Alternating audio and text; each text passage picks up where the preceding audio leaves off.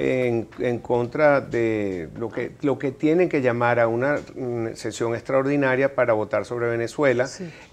Llama la atención cómo se compusieron nuevos y distintos grupos, 4 que apoyaron a Venezuela. 4 incluyendo Venezuela. 4 incluyendo Venezuela. Y República Dominicana como que cambió, Nicaragua no se sabe. Yo quiero que tú me expliques un poco cómo fue ese juego de ajedrez, cómo cambiaron las posiciones. Mira, para mí esta 48 asamblea fue sumamente interesante y el gobierno venezolano, lejos de estar celebrando un triunfo que no sé dónde lo ven, deberían estar analizando con muchísima preocupación lo que ahí sucedió, sobre todo por el contenido de la resolución y la posición de República Dominicana, que para mí es determinante. A ver si logro explicar por qué. Recordemos que República Dominicana vino actuando como mediador en las conversaciones entre gobierno y oposición antes de que se señalara el 20 de mayo como la fecha para las elecciones presidenciales. ¿Recuerdas? Ok. Cuando República Dominicana estuvo trabajando, digamos, para tratar de generar puentes entre gobierno y oposición, estuvo haciéndolo en el marco del contenido del artículo 20 de la Carta Democrática Interamericana, porque eso fue lo que se acordó en la OEA. En la OEA se acordó agotar todos los mecanismos diplomáticos para tratar de solucionar el problema político interno en Venezuela antes de aplicar el artículo 21, que es el que habla de la eventual suspensión. Cuando República Dominicana, a través de su canciller, interviene en la Asamblea General de la OEA, a mí me pareció que fue absolutamente patética su intervención. ¿Por qué? Porque el canciller hizo una exposición súper detallada de todos los esfuerzos de su gobierno por tratar de conciliar las posiciones de gobierno y oposición en Venezuela.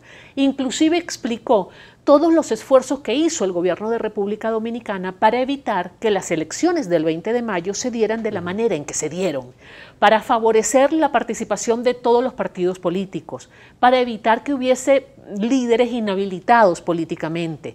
Inclusive, el canciller de República Dominicana narró los esfuerzos de su gobierno por tratar de que se escogiera por mutuo acuerdo entre gobierno y oposición de Venezuela una fecha para los comicios. Y él prácticamente termina su discurso diciendo que fracasaron en ese esfuerzo.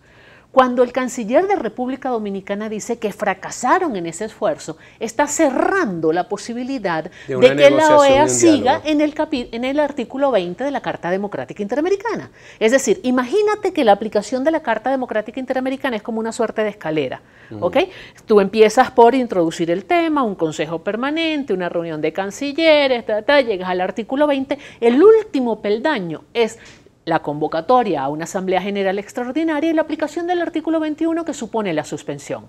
Cuando ya tú pasas del peldaño del 20 y vas al 21, lo que viene es eso. Claro. Entonces la postura de República Dominicana fue decir, aquí no hay nada que hacer diplomáticamente, aquí no hay forma de resolver esto por la vía política, aquí hay que imponerle la sanción que la OEA puede imponerle a Venezuela, que es la suspensión del sistema interamericano. Ahora, ¿qué es lo que vendría? La convocatoria de una Asamblea General Extraordinaria. Posteriormente, cuando viene la votación y República Dominicana vota a favor de la resolución, está siendo absolutamente coherente con su discurso. Claro. Porque está diciendo, si la vía diplomática no funciona, pues definitivamente yo tengo que ir a otra cosa. Y la resolución que se aprobó en el último punto, en el punto número 10, establece algo así como actuar de conformidad con los contenidos de los artículos 20 y 21 de la Carta Democrática Interamericana. Si ya el artículo 20 está agotado, lo único que queda es el 21. Ahora, esta suspensión, si Venezuela dice, ¿qué me importa? No es que tú me votas, es que yo me voy. Pero es que ven acá, en esta Asamblea General no estuvo planteada la suspensión para nada. No, pero Venezuela ya renunció Eso no otra vez. fue un tema de agenda y además no podía hacerlo porque, como te digo, la suspensión solo se puede dar en una Asamblea extraordinaria y este no era el caso. Esto era una Asamblea anual. Ahora, Venezuela sí, Venezuela planteó retirarse, pero ahí hay un tema, digamos, que todavía no está resuelto. Y es que para la Secretaría General de la OEA, ese planteamiento que hizo Venezuela de retirarse de la OEA nunca existió, porque sostiene la Secretaría de la Organización de Estados Americanos que ese planteamiento tuvo que ser refrendado por la Asamblea Nacional y nunca lo fue. Okay. Entonces, para la Secretaría de la OEA, que es la que debió recibir digamos, la solicitud formal de retiro por parte de Venezuela, esa solicitud no existe. Pero entonces hay que volver a un punto, vamos a hablar de la Asamblea Nacional porque también hay una nota de protesta. que incluya la Asamblea Nacional, y creo que en esa nota de protesta están desconociendo la Asamblea Nacional e indirectamente puede ir en relación a esta resolución. Es correcto, sí. Hubo una reunión entre el actual encargado de negocio de los Estados Unidos con la directiva, entiendo, de la Asamblea Nacional, o por lo menos con el presidente actual de la Asamblea Nacional, que es el diputado Omar Barbosa. Correcto. Eso molestó muchísimo al gobierno venezolano y se generó en la Cancillería una nota de protesta en contra de esta reunión, planteando que las embajadas, las misiones diplomáticas, los representantes diplomáticos solamente se tienen que reunir con quienes representan las instituciones legítimas de Venezuela. Es decir, que está diciendo que la Asamblea Nacional... Para el Ejecutivo, la Asamblea Nacional no es legítima. ¿Y en qué momento se deslegitimó? Buena pregunta, eso habría que preguntarlo. Posiblemente se deslegitimó cuando comenzó a sesionar la Asamblea Nacional Constituyente, que no cuenta con reconocimiento internacional. Y esa es una de las cosas, Pedro, que está inclusive contenida en la resolución de esta 48 Asamblea de la OEA. En esa resolución, uno de los puntos señala reconocer a la Asamblea Nacional como el único poder legítimo, el único poder legislativo legítimo del país, y exhortar, como que es el verbo que se utilizó, al gobierno venezolano a garantizar la autonomía, la independencia de los poderes públicos. Pero y entonces esto no suma el expediente del artículo 21 de la Organización de Estados Americanos. ¿Cómo se pegan ese tiro al piso? Yo no sé, son esas reacciones que yo digo que son como más viscerales, más pasionales que racionales. O sea, el propio gobierno venezolano se ha cuidado de no desmontar completamente a la Asamblea Nacional y de prácticamente favorecer una suerte de convivencia entre la Asamblea Nacional y la Asamblea Nacional Constituyente para evitar precisamente esa crítica a nivel internacional. Y ahora llegan en una nota de protesta y plasman eso por escrito. Sí. Son las cosas que yo no entiendo, los errores que se cometen desde la Cancillería. Sobre los votos, había rumores, chismes, puedo decir, de pasillos, de que Estados Unidos invitó a esos 19 y a los que no iban a votar o que se iban a abstener, no los invitaron para una reunión, y creo que fue a un almuerzo.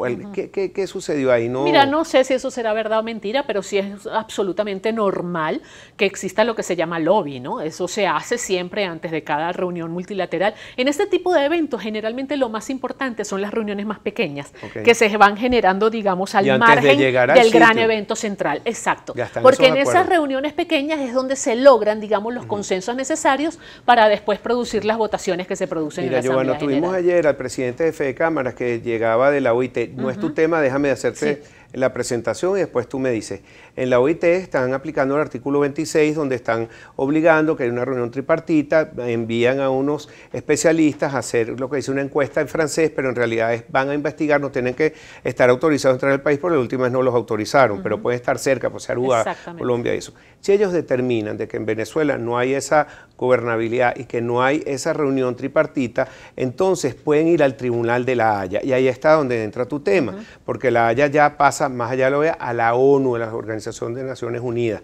¿Qué pasa si Venezuela también va a estar cuestionado por las Naciones Unidas? Venezuela va a ser un país paria, alejado de todo tipo de organismo internacional.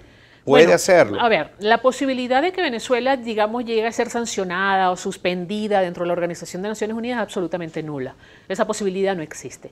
Ese tipo de decisiones, en última instancia, quienes las tomarían serían los integrantes del Consejo de Seguridad, y recordemos que ahí hay dos socios importantísimos de Venezuela. No porque sean aliados, digamos, desde el punto de vista ideológico y político, sino porque son socios con grandes intereses creados en Venezuela. Y a esa gente le interesa que el gobierno se mantenga, porque es la mayor garantía de que ellos tienen de que tarde o temprano cobrarán todo lo que Venezuela le debe. Me refiero precisamente a China y a Rusia.